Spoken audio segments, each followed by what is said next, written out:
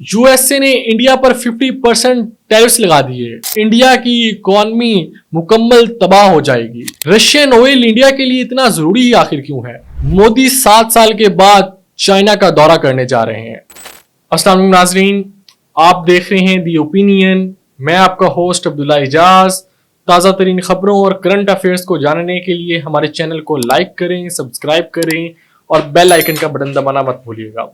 नाजरीन, howdy Modi to how dare you Modi और Namaste Trump से अब की बार ट्रंप सरकार तक का ये सफर अब लड़जता जा रहा है और बहुत ही ज्यादा कंफ्यूजन का शिकार है। नाजरीन, यूएसए की जानिब से और ट्रंप की जानिब से मोदी सरकार को परेशान करने का सिलसिला जारी है और अब यूएसए ने एक एग्जेक्टिव ऑर्डर के तहत मिस्टर ट्रंप ने इंडिया के ऊपर टैरिफ्स 25% मजीद लगा दिए हैं। यानी कि 25% टैरिफ्स पहले थे, अब 25% और लगा दिए हैं। ये टोटल जो टैरिफ्स की तादाद है वो 50% हो गई है जो अब इंडिया पर आयद हो गई है।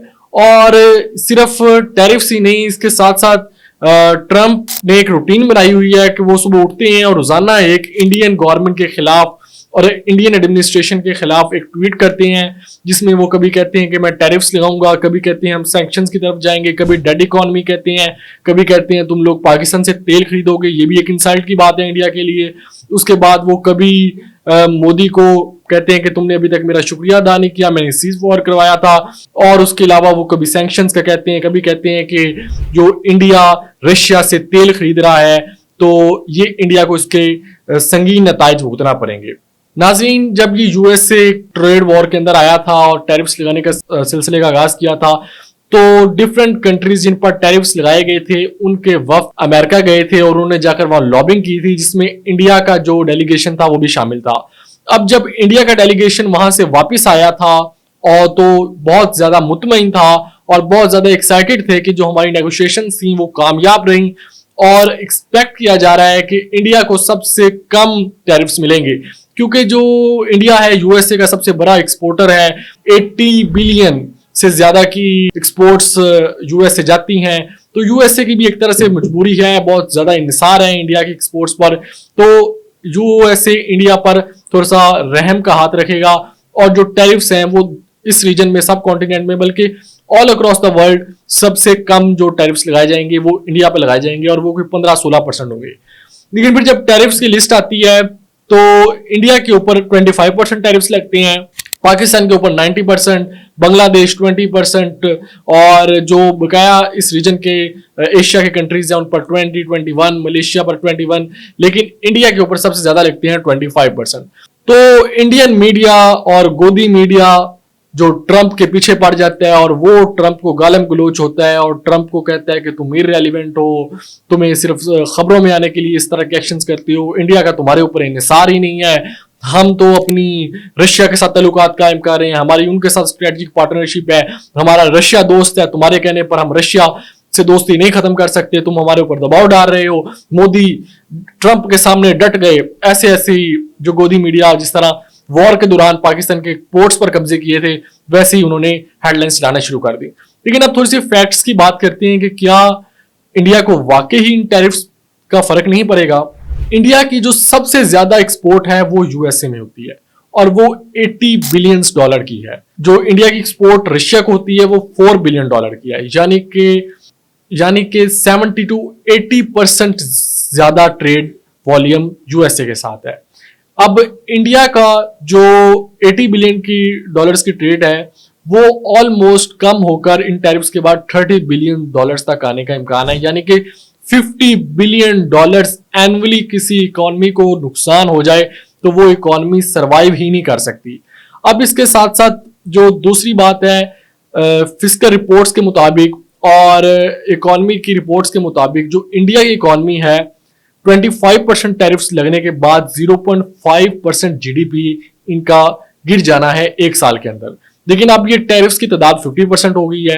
अब इसमें जो एडिशन होगा वो सैंक्शंस भी लगेंगी आपके ऊपर, शायद एप्पल पर सैंक्शंस लग जाए क्योंकि एप्पल ऐसी इंडस्ट्री है जो कि सबसे ज्यादा एक्सपोर्ट यूएसए में होती है उसकी, और इंडिया से मैन्युफैक्चर होकर यूएसए में वो जाते हैं और यूएसए में उसकी सबसे ज्यादा सेल है। जब ये सैंक्शंस लगेंगी और टैरिफ 50% जिस तरह हो गया है तो ये जो इंडिया की इकोनॉमी को इतना बड़ा धचका लगेगा कि शायद ही 78 ईयर्स में कभी इंडिया ने ऐसी सूरत हाल फेस की हो। फेमाइन आए, नेचुरल डिजास्टर्स आए, वॉर्स लड़ी इंडिया ने, लेकिन इस तरह का इकोनॉमिक कंडीशन इंडिया को कभी नहीं फेस करना पड़ा जो इस यूएसए के टैरिफ्स के बाद करना पड़ेगा। अब जो रिपोर्ट्स के मुताबिक इंडिया की इकोनॉमी 1% से 1.5% तक जीडीपी इंडिया का गिरने का इम्कान है आफ्टर ट्रंप के इस एग्जेक्टिव ऑर्डर के बाद। अब इंडिया में जो एक कंफ्यूजन पाई जाती है, जो बार बार क्वेश्चन भी उनसे किया जाता है, वो ये है कि मोदी इस पर क्यों चुप है। डोनाल्ड ट्रंप, माय फ्रेंड, रोज मोदी को हिट करते हैं, कभी आपकी मुआशरत को डेड इकोनॉमी करार देते हैं, कभी आप पर सैंक्शंस लगाते हैं, कभी आप पर टैरिफ्स लगाते हैं, कभी आपके वो झूठ के बयानिए को वो हवाओं में उड़ा देते हैं और आपको झूठा डिक्लेयर करते हैं इंटरनेशनल मीडिया पर। जब आप कहते हो कि ये वॉर हमने ट्रंप के कहने पर नहीं रोकी, वो कहते हैं कि जी ये सीज फायर मैंने करवाया है और इंडिया इसने ये सीज फायर मांगा था और इंडिया के कहने पर ये सीज फायर हुआ है। लेकिन आपके जो वो चेले चपटे हैं, जो आपकी हुकूमत के लोग हैं या फिर आपकी मीडिया के लोग हैं, जो आपने मीडिया खरीदा हुआ है, वो तो ट्रंप को बहुत कुछ कहते हैं। लेकिन मोदी साहब, आप ट्रंप के बारे में क्यों बात नहीं करते? My dear friend Donald Trump के बारे में कुछ अल्फाज करें, आप भी कुछ बताएं ना, कि वो आपको रोज ट्वीट्स भी करते हैं, आप पर सैंक्शंस भी लगा रहे हैं, लेकिन मोदी की खामोशी की क्या वजह है? अब मोदी की खामोशी की वजह हम ढूंढते हैं। मोदी की सबसे बड़ी तो खामोशी की ये वजह है कि जो मोदी रशियन ऑयल ले रहा है, इस पर मोदी के ऊपर करप्शन के चार्जेस आ रहे हैं। और ये करप्शन के चार्जेस का जिक्र राहुल गांधी ने भी अपने ट्वीट में किया कि जो अग्नि ग्रुप है और मोदी है, इनके खिलाफ स्पेशल इन्वेस्टिगेशंस हो रही हैं अमेरिका के अंदर। तो अगर मोदी साहब को ट्रंप के बारे में या फिर अमेरिका के बारे में कोई बातें ज्यादा करने की कोशिश करेंगे, तो वो करप्शन की और वो जो इन्होंने घपले मारे हैं ऑयल के साथ और ऑयल की कंपनीज के साथ, तो वो सारी रिपोर्ट्स अमेरिकन जो एजेंसीज हैं वो शाया कर देंगी, जिसके बाद मोदी साहब के लिए अपना चेहरा छुपाना भी मुश्किल हो जाएगा। अब इंडिया ने एक और मूव ली है और वो उन्होंने ये मूव ली है कि वो अब यूएसए के साथ रिलेशंस खराब होने के बाद अब वो रशिया और चाइना की तरफ ब्लॉक शिफ्टिंग कर रहे हैं।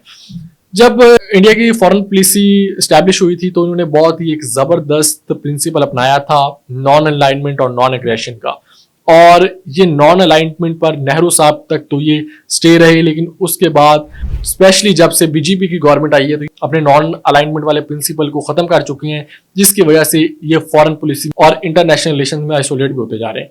अब इन्होंने एक नया तरीका ढूंढा है और वो अब ये चाइना के और रशिया के करीब होना चाह रहे हैं।